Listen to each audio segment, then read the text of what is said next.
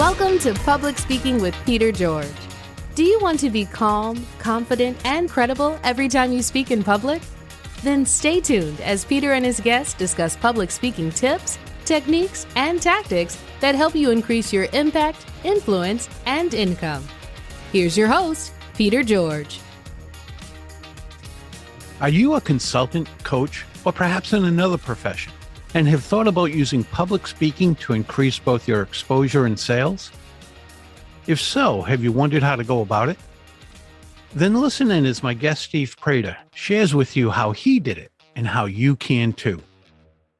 Since 2002, Steve has helped more than 250 entrepreneurial organizations become more valuable and saleable by serving as a mergers and acquisitions advisor, a leadership team coach, EOS implementer, and Pinnacle Business Guide.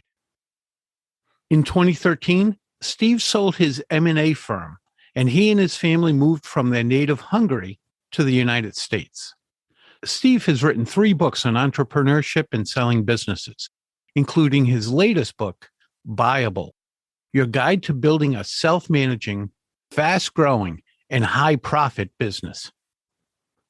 He's a regular blogger, podcast host and guest, and delivers workshops and keynotes to entrepreneurial audiences around the U.S. Hi, Steve. Welcome to the show. Hi, Peter. Great to be here. Steve, everyone who speaks in public has a story about how or why they got started. What's yours? So my start was a gradual one. I wasn't born to become a public speaker, I guess. I had the chance during the last 20 years, let's say around the year 2000, the 2000s, I was running a business and I was asked every now and then to deliver a talk or to talk to a college group. And I just took it in a very ad hoc manner, just prepared around the topic that I was excited about. And I found it was very easy to talk about something that you think about a lot, you're excited about, you want to share the message, and the passion actually helps you deliver the message in a compelling way. So I always found that to be true. So this is how I got my start. And then after I moved here to the US, I became a coach and I sold my business. And at some point, I realized that if I really want to move forward in the business I was doing, I had to develop my own materials. I have to write my own book. I have to create my own content. And how I get this content over to people was the best way to do that was to talk to groups. And I was a peer group coach with the Vistage. Vistage is a big peer group organization. And I had a couple of groups myself. And we were receiving speakers all the time. Every month, someone came to talk to our group. And I thought, wow, this is something I'd be interested in trying to do as well. So I called up a good friend of mine, David Quick, who was a fellow Vistage chair, Vistage peer group facilitator. And I asked him to invite me. So he did. And I went to talk to his group. And that was my first step. And it wasn't the greatest talk I delivered, so I can talk more about that. But this is how I got started. Yeah, let's talk about that. How did your speaking career evolve? And what did you do to get help so you could improve? So the whole thing started with me starting a newsletter 5 years ago. And I wrote articles about business coaching. And then I figured out that I could put this together with my own materials from my own business. I was running a business, an investment banking firm back in Hungary. And I just put together some of the stories that I had from my past. And I put together a talk around how you make a company viable. And eventually I wrote a book about this. And at the time it was, I think the title was something like, how do you turbocharge your business and make it attractive to investors, something along these lines. And I just put together some slides that I thought about, and then I practiced it. I also bought a couple of books around it. One of the books that really struck me as a good resource was Michael Port, Book Yourself Solid. which I'm sure you know. Great book. So it was a great book. And Michael Port, he has some background in acting. So he talked about this whole idea of how you move around the stage and how do you use your hands and how do you speak. So it was very useful. He also has a podcast with the same title. So I listened to all his podcasts and I put together my little checklist of what are the things to pay attention to. And I started developing my talk. And my first talk, actually, I delivered my very first talk to my own group, which was a total bomb. It was very embarrassing. Basically, they were looking at me, why are you, Steve, wasting our time? You're paying good money for you to facilitate this meeting, and you're supposed to have professional speakers here, and you're delivering this talk, which is a total garbage. So it was highly embarrassing, but luckily, I had a good relationship with them, so they forgave me. And then I did the next one for my friends group, David Crick's group, and that went a little bit better. And they were super generous. They gave me a 5-star review, which I didn't deserve. And then I went from there. Basically, I tried to do my best every time, and I got a little bit better. And it was just a gradual process of moving along. Along with books, did you get any other help? I was kind of an avid listener. I mean, I've been reading a lot of books and listening to people, and I was part of the Dan Kennedy Inner Circle, which is kind of a mentor group for small business owners in the 2000s. And I went to some of these conferences, and Dan Kennedy, you probably know him.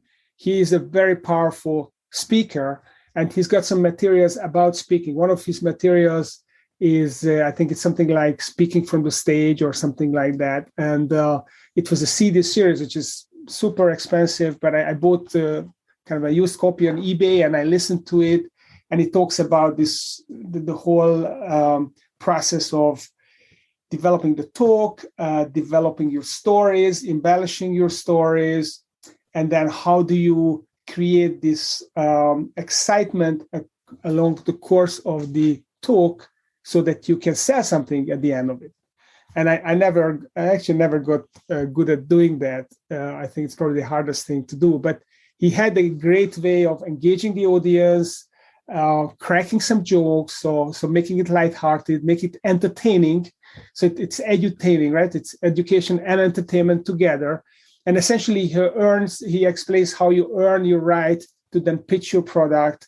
And then he has a whole process of how you position it and how do you, present pricing and how do you call to action, how do you use group psychology to get people essentially rush to the back of the room and buy stuff. So I learned, I tried to learn some stuff from him, or I never became kind of a back of the room salesperson. So some other books, I mean, countless books talk about how to talk, and I can't think of any others. But during our discussion, I'm sure I'll think of a couple more. There's a lot out there. So, as a consultant, where do you see speaking in front of groups? 1 to 10. Where do you rank it for attracting prospects, meeting prospects? It's pretty much close to the top. I mean, depending on the group that you talk to, so it has to be the right target audience. That's always key. You can't just talk to people. No, and I mean, it's good to talk to a lot of people to get your talk better. I mean, to practice your talk. So when I started talking, I went to all the Rotary clubs and Lions clubs in my city and around my city, and absolutely not my target audience. I don't remember signing up anyone from those audiences, but it gave me a low-risk chance to practice my talk. So by the time I went to the Vistage groups where there were real business owners who could hire me, I was already a lot better than when I began. So I think it's a good idea to find any audience initially to practice. You don't want to go to the hottest target audience and get embarrass yourself. And then you graduate up, and definitely, I mean, talking to these peer groups built my business. So 4 years ago, when I started delivering leadership team coaching, these management blueprints that I do, I got like 15 or 20 clients out of those talks. On average, every talk I delivered, I got a client. And that was a fantastic way of building a business. I think it's one of the best. But I see a lot of consultants going out there speaking to their target audiences without any experience, or even if they have experience talking, not much skill. What do you think that does to a consultant when they get that type of exposure, the wrong type of exposure? I would say that having a negative experience is still better than having no experience, because if you are the right kind of person, you can learn from it. And I do strongly believe in this idea that what is worth doing, it's worth doing badly at first. And if we have the perseverance, and if we can handle the failure, or if we can treat it as learning and don't get scar tissue out of it, I think it's great. It's basically the courage, to do it, even though you can't do it, but, fake it till you can make it. So I don't think, I would not advise people to overthink this. If you get a chance to talk to a group, you may never get this chance back. So might as well use it. And use the pressure of having to deliver that to get your act together as much as you can and do the best you can. This is all you can do. So that's kind of my thought. Now, if you have access to resources where you can get training before that talk, it's a month out, then absolutely get all the resources you can get and all the practice you can get, and get a speaking coach. Give yourself the best chance, because just by getting one client, it could have be the lifetime value of it. It could be $50,000, $100,000 in some cases. So definitely do your best, but don't put it off just because you feel you're not good enough yet. I don't think it's a good idea. Many of us try to be perfect before we start something, and that just doesn't happen, nor are you going to hit perfection. Yeah, it never is going to happen. And the goal is progress, not perfection, I like to say. How did COVID affect you, the pandemic affect you? Did you get to speak as much, or were you speaking virtually? COVID, I think, impacted the speaking business in a very big way. Because yes, I did some talks virtually, but to transmit the energy virtually is so much more difficult than doing it in person. Once I had a speaker come to my Vestige group, and he made a very interesting and entertaining talk. And at the end, he said something really profound that stuck with me. He said that, did you like my talk? I said, yeah, we love this talk. So he said, I bet you that 75% of the value you got out of my talk was actually my energy. So the content was about 25%. 75% was my energy, because I came here, I brought my energy, I made you enthusiastic and made you excited about learning stuff and improving yourself. And that's the main value. And to transmit the energy through a Zoom call, I'm trying my best to do that right now. It's much harder than doing it in a live setting where you can move around, where you can, go to people, you can make eye contact, you can use your body, you can move around the room. It is much, much easier. It's easier to keep people's attention. They're going to be present because they physically are present. I know that they're not fiddling on their other browser. They're not checking their iPhone. They don't checking email. They are fully engaged with the talk. And I can see that, and I can facilitate that. If they are getting disengaged, I can pull them back in. So COVID did impact. But again, I would say that what I don't like about this COVID topic is that a lot of people use it as an excuse. Oh, because of COVID, we didn't do this, didn't do that, and that impacted us. And it's going to last for another 2 years, and we're doing our best. I don't like it. I think COVID should be used as an opportunity. I agree. I actually did a lot more training during COVID than I may have, because now I was reaching around the world. There you go. The world is your oyster. You can work anywhere. I have a client in Europe as well. I have to get up at 3:30 in the morning to deliver the session, but I can work with a Hungarian company, actually. So that's awesome. And this is how I got to write my book. I drove 50,000 miles in 2019. I was on the road all the time, had hardly time to get to my hotel room and sleep and get to my next talk. Whereas with COVID, everything went on Zoom, so I had a lot of time in my head. I could use that to write the book, and that's hopefully gonna elevate my practice further. So I think COVID is an opportunity as well. Now, this was your third book, right? That was my third book, but I'm not promoting the first two because they are not as good as the third one. So essentially, this is the book I'm talking about. That makes perfect sense. It's like anything else. You get better the more you do it. 3 books is impressive.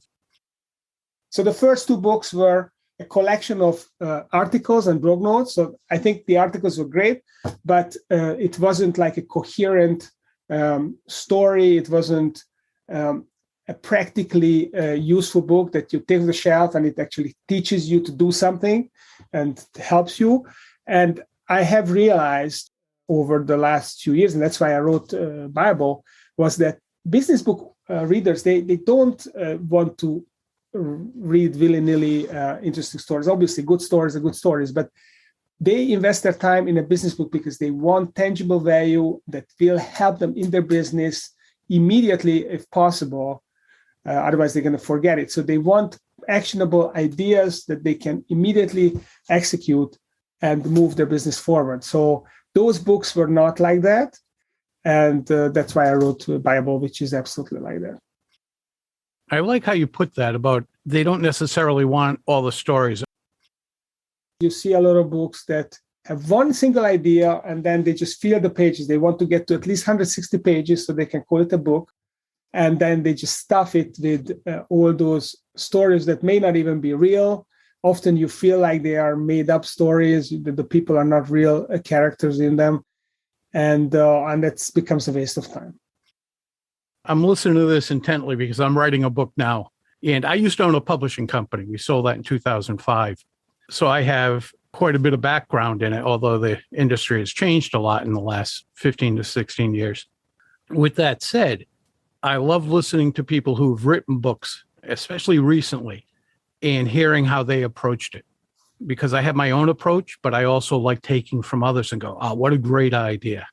You mentioning about the stories, that's one of the things I've tried to be equitable with, trying to put in enough stories to illustrate, but not so much that I'm just telling stories and not giving the factual help. That's definitely the idea. The stories are just a mechanism to get your point across, because some of the points going to be too technical if you don't humanize them through stories.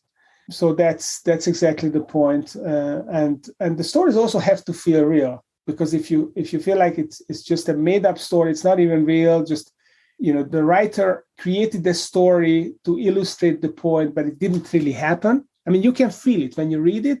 You feel it, whether that's a fake story or a real story, independent of whether they use the real name of the person or not. Getting back to speaking, what's your advice as far as when you get in front of that target audience? What do they want to do well so as a consultant or someone else in another industry can make their public speaking experience more successful?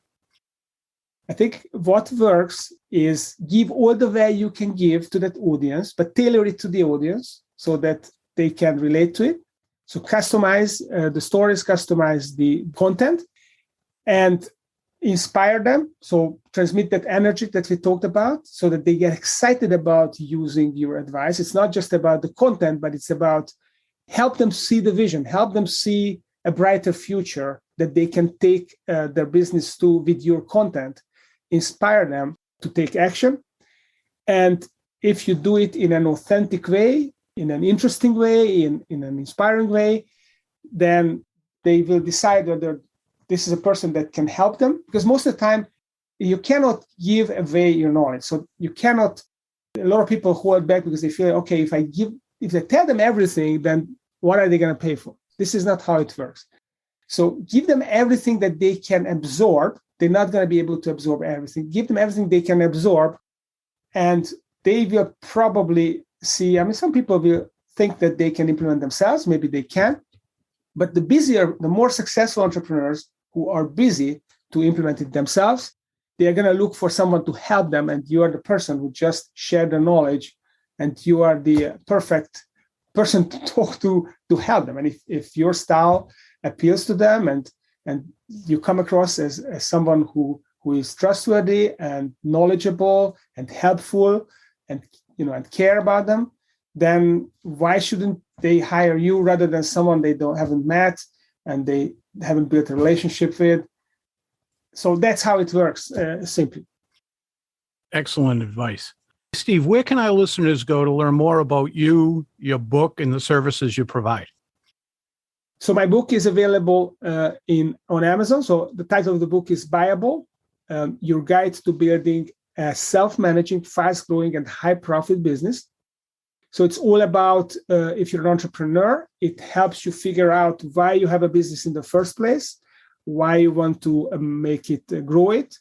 So it helps you figure out your ideal future and how, where you are and how you're going to get there. That's the book, what the book is about. It's not about selling the book, the company. It's about creating a company that's attractive for other people to buy. And obviously that makes valuable to you as well. So it's available on Amazon. And so people can check it out there. If you just want to kind of test drive some of the tools, I have digital tools with the book, and you want to figure out whether your business is already viable or not, then you can go on viabilityassessment.com, and you can answer a questionnaire there, and you'll get an analysis around the 6 factors of viability of your business. So to tell you where you're strong, where you're weaker, what you can do to improve it. So you can do that too. And my website is very simple, stevepreda.com. So you can check out my website as well. Steve, I really appreciate you coming on and sharing your knowledge and how you help grow your business through public speaking. I'm sure it'll help our listeners as well. Peter, I enjoyed chatting with you. It's great questions. And thank you for the opportunity to invite me. I had great fun being on the show today. That's a wrap of another episode of Public Speaking with Peter George. Be sure to rate, review, and subscribe wherever you listen to your favorite podcast. Tune in Monday when you'll hear another episode of Public Speaking with Peter George, and again Thursday for your next episode of Quick Bites, public speaking tips and techniques you can digest in 5 minutes or less. Until next time, remember, when it comes to speaking in public, you've got this.